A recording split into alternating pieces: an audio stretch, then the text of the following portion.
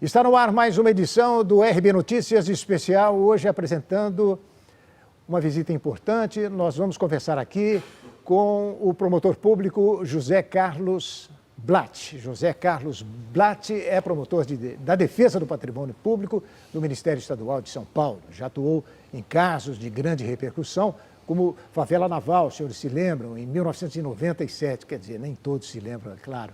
Máfia dos Fiscais, descoberta em 1998, quando vereadores de São Paulo foram pegos cobrando propina de ambulantes. E o caso Bangkok, esse, então, é o mais importante, em que a cooperativa habitacional dos bancários de São Paulo era usada para beneficiar o Caixa 2 do PT entre 2002 e 2004. Deu origem até a Lava Jato. Nós vamos chegar lá. Blatt foi, inclusive, um dos promotores a pedir a prisão do ex-presidente Lula, antes da Lava Jato. Promotor, muito obrigado pela sua presença aqui. É uma honra, irmão, estar aqui com você. A gente fala muito em Ministério Público e a gente fala muito em promotor público, né? E vem logo aquela imagem de que era o acusador, o homem que põe bandido na cadeia, mas a instituição Ministério Público é mais que isso, não é, professor? Essa imagem, né, é quase que de Hollywood, pois é. Né, que os promotores saem como os intocáveis, né, fazendo aquelas operações mirabolantes, ela na verdade não espelha exatamente o que é a instituição. A instituição, ela defende o interesse da sociedade. O Ministério Público é um dos guardiões da Constituição Federal. Então, a gente tem promotores cuidando dos interesses do meio ambiente, dos interesses da infância e juventude, do consumidor, enfim, da área criminal, obviamente, que seria o nosso cartão de visita, na área do patrimônio público, a qual hoje eu pertenço a uma promotoria importante aqui de São Paulo, que defende exatamente o dinheiro público, né, para ele não ser mal utilizado, né, nem desviado. Então, o MP, ele, a partir de 88, ele tem esta concepção de ser o guardião do hiposuficiente. Então, em 88 foi promulgada essa Constituição atual. Que mudou Houve uma bastante. diferença grande de antes e pós? Sim, 88? Antes de 88, antes dessa Constituição Cidadã, o promotor era o promotor público, ou seja, aquele que defendia os interesses praticamente do Estado. Então, a maior parte do trabalho do promotor era voltada à esfera criminal. A partir de 88, diante da necessidade de proteger todos esses outros interesses, né, do meio ambiente, da infância, da habitação, do patrimônio, do consumidor. Administração pública, administração pública, saúde, etc. Então, criou-se essa possibilidade, essa prerrogativa. Então, o Ministério Público atua em muitas áreas, em especial na defesa da sociedade. Inclui até a investigação, não é? A investigação... inclusive eu sou pioneiro, sou um dos criadores do grupo de combate ao crime organizado em São Paulo, onde o promotor passou a fazer a investigação criminal, que era basicamente feita pela polícia. E hoje nós temos a possibilidade de ter um trabalho de investigação criminal realizado tanto pelo Ministério Público em conjunto com a própria polícia. Já existe uma certa cooperação nesse sentido, né? Parece que no começo houve assim... Havia uma discussão de que o Ministério Público não podia investigar. Mas veja, se a polícia que faz a investigação e o promotor que vai fazer a acusação na esfera criminal, ele, se pode o mais, tá certo? Que é acusar em juízo, pode o menos, ou seja, realizar a investigação.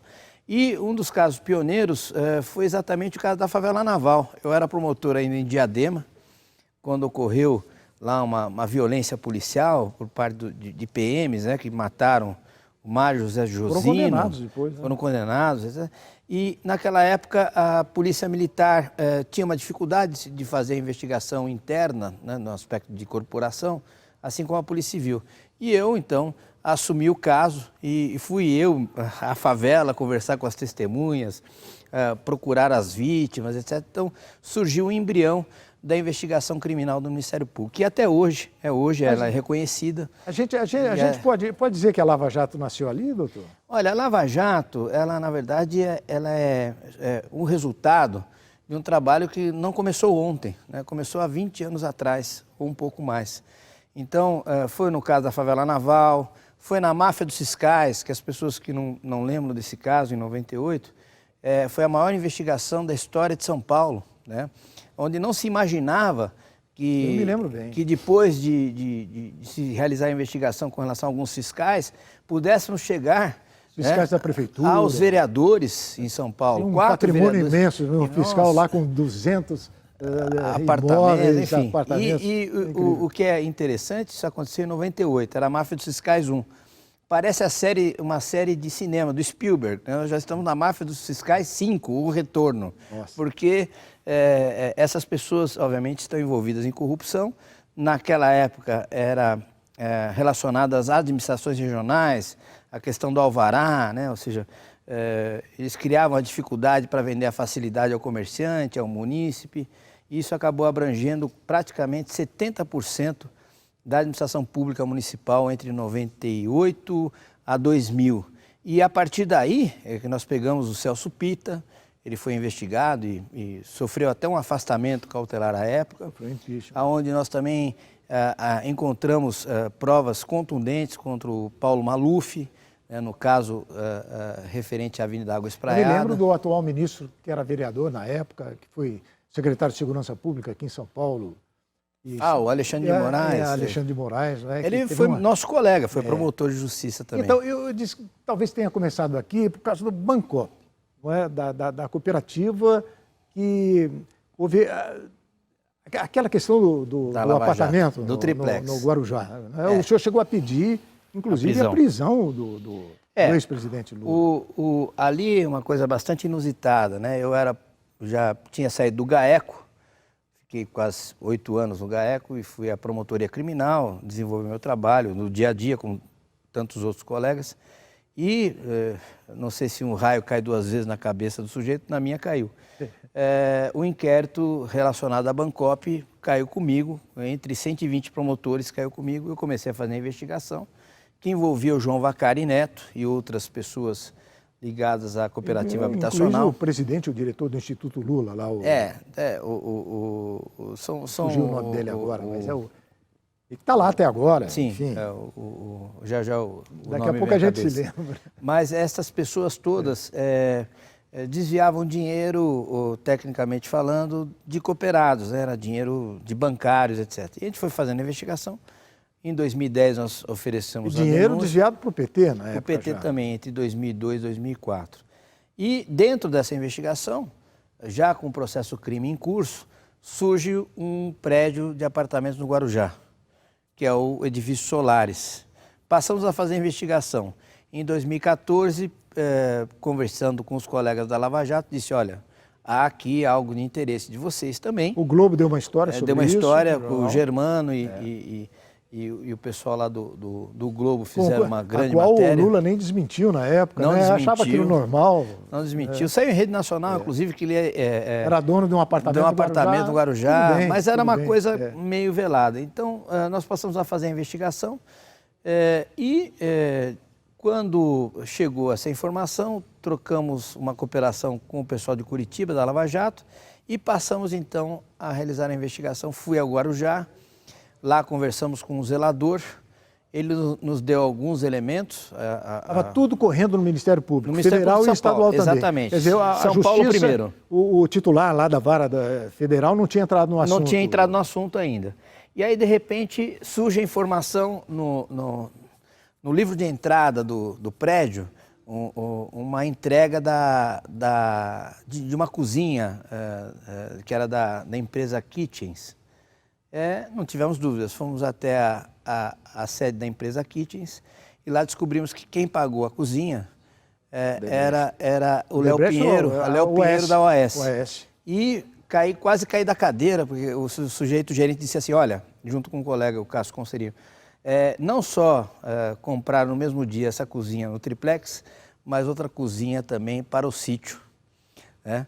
E pegamos essas notas fiscais, entregamos a coisa... A defesa do ex-presidente Lula não tem prova, não tem prova, foi preso sem prova. A prova é contundente, nós produzimos... Os dois processos, né? Porque os dois processos. Um acabou levando o outro do sítio lá de Na verdade, é uma história bastante complexa, mas ela não seria confirmada como foi pelo TRF4, pelo STJ, né? Enfim, são 3 instâncias confirmando essa existência desse esquema criminoso envolvendo o ex-presidente. Doutor, eu tenho vontade de entrar num assunto com o senhor, nessa campanha que a Operação Lava Jato está sofrendo agora, né? O que é que o senhor pode dizer, até onde a sua, sei lá, o seu envolvimento com a sua profissão, é claro, com a sua posição de promotor público de São Paulo, mas até onde o senhor pode avançar nesse aspecto? O senhor concorda com aqueles que dizem, olha, a Lava Jato está sofrendo uma perseguição de algo organizado, de um conjunto de fatores que querem derrubar a Lava Jato, não é? Olha, o que o Sérgio Moro, o Deltan, os procuradores de Curitiba estão sofrendo é o ataque típico do crime organizado, né? Pois é aí que eu queria chegar. Quando a gente faz a investigação, aliás, eu nem abro mais o Google no meu nome, porque a cada investigação eu sofro ataque de toda espécie e tal, então eu já nem me aborreço mais, Henning. Mas o que acontece? Quando você começa uma investigação desse naipe, você pegou o cidadão, ali eles vão para cima dos delatores, não conseguindo, né, contra as pessoas que acusaram, não conseguindo, eles passam a atacar, obviamente... Isso depois no processo tentarem... É um procedimento natural, eles passam a atacar efetivamente a figura do investigador ou do julgador. É o que restou. É o que restou. Então, eles vão tentar, como última tentativa, a última das tentativas, ao que tudo indica, de, obviamente, desgastar e desmoralizar um trabalho que merece todos os aplausos da população brasileira. O senhor viu algo, não é, nesses